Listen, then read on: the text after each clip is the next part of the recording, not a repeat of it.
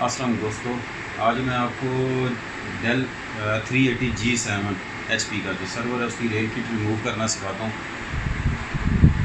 ये इसके दो क्लिप लगे हुए हैं। आपने इन क्लिप्स को अंदर की तरफ पुश करना है, बाहर की तरफ, अपनी तरफ नहीं, अपोजिट। ये पुश करेंगे, इसको हल्का सा खींचेंगे, रेल किट बाहर आ जाएगी। इसी तरह आप इस तरफ ये पुश किया, ये आ गई।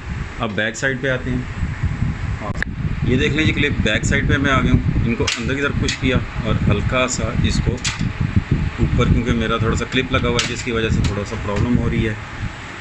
और अब इस तरफ आ जाते हैं।